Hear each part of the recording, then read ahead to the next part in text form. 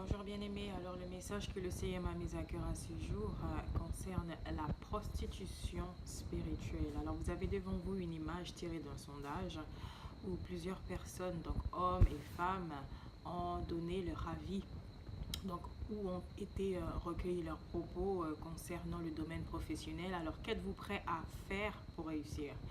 Donc à 41%. Cette personne disait vouloir apparaître comme le bon élève en permanence, à 22% acquiescer aux idées de leur boss, à 6 ou 13% selon le genre à coucher, à 53% à communiquer en permanence sur leur réalisation, à 30% à taire la vérité à leurs collègues ou supérieurs, et enfin à user de leur charme pour séduire, donc 15% à 22% selon le genre. Donc, bien aimé, la prostitution spirituelle, elle se forme dans l'esprit, donc à partir d'une idée que vous émettez. Et lorsque ces idées, justement, malsaines se travaillent dans votre esprit, c'est cela qui vous pousse, justement, à aller jusqu'à l'action. Donc, la prostitution spirituelle, comme Dieu lui-même l'entend, se caractérise tout d'abord par le fait d'avoir d'autres dieux dans nos vies. Donc, il ne s'agit pas uniquement de religion, mais d'idoles diverses, quelles que soient les personnes ou les choses que nous édifions au-dessus de Dieu lui-même. Donc voilà, ici il s'agit justement du domaine professionnel où les personnes, selon leurs ambitions, sont prêtes à aller à un certain degré pour réussir. Donc vous avez de la personne la plus intègre à la personne la plus corrompue spirituellement.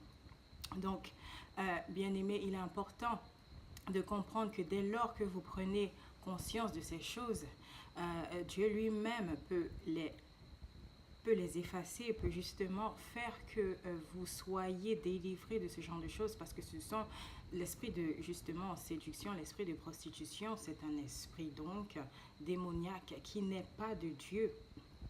Et donc, pour pouvoir justement vous en débarrasser, c'est à Dieu que vous devez faire appel en Christ. C'est vers lui que vous devez vous tourner. Et justement, en cherchant sa face et en cherchant à vous rapprocher de lui, bien-aimé, c'est lui-même, par son esprit de révélation, qui vous révélera ces choses et qui fera que justement, vous vous détournerez de vos mauvaises voies, vous vous détournerez de vos péchés. Parce que Dieu lui-même, l'auteur de toute création, y compris nous-mêmes, hommes et femmes, est le seul justement à détenir la clé de toutes choses. Et donc, comme je le disais dans la vidéo précédente, c'est en nous soumettant à lui que justement nous fermons les portes à l'ennemi.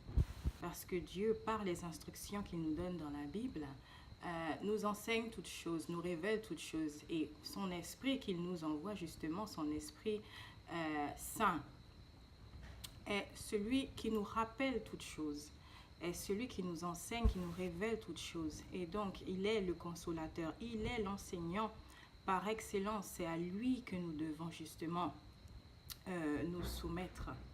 La Bible est là pour nous donner les instructions, mais c'est l'Esprit Saint, cette force divine qui fait que justement nous surmontons tout obstacle et que nous avons la force de nous détourner de tout péché.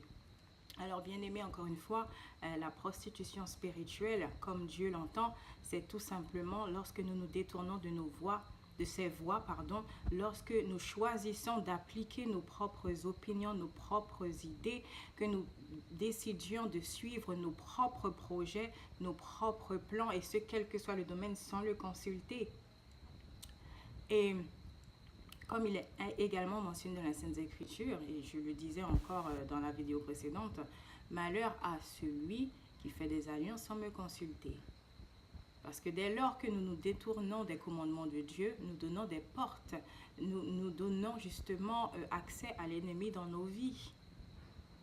Et c'est pourquoi Dieu lui-même nous commande de nous tourner vers lui, de l'aimer plus que tout. Ainsi, nous ne pouvons pas avoir d'autres idoles devant lui.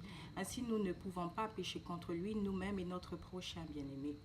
Alors, justement, pour une conscience claire et marcher au pas avec Dieu, c'est justement de se soumettre à lui et en se repentant justement de nos péchés, en acceptant de nous faire corriger par lui. Et ainsi, sa paix, sa joie divine nous habite par son Esprit Saint en tout temps, en toute heure.